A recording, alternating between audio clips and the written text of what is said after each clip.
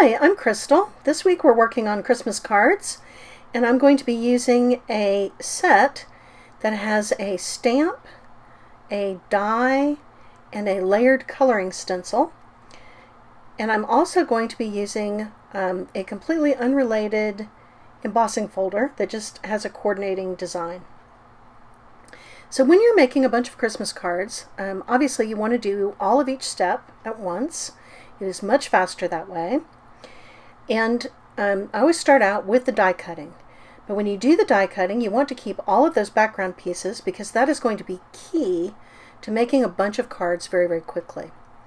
So the backgrounds come in handy in a couple of different ways. The first is, obviously, you're going to position one in your stamping platform so that you can position each die and the stamp is already in the right place. So this is a Jennifer McGuire trick, and it works great to speed up that stamping.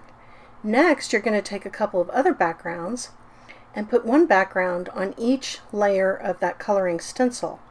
So here I've got the background for the leaf color, the lighter color, and once I've got the background taped on there, I can just put the die on and it'll be in the right spot every time.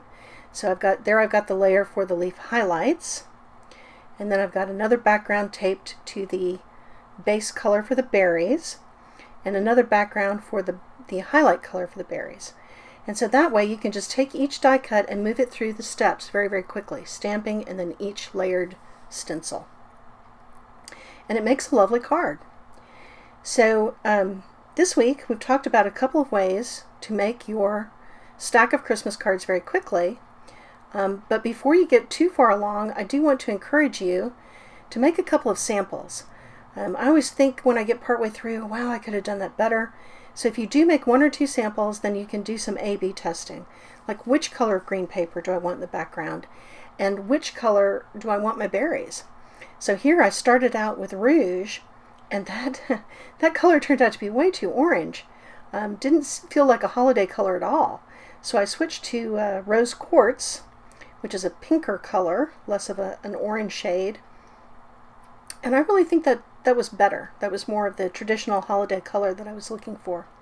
So while you do want to do all of your steps at once, I think that you do want to do a couple of samples before you get too committed. So we've talked about these tips to complete all your steps, keep those die cut out lines, and make a couple of samples. And in the next video, we'll talk about some options to step it up. Thanks for joining me today.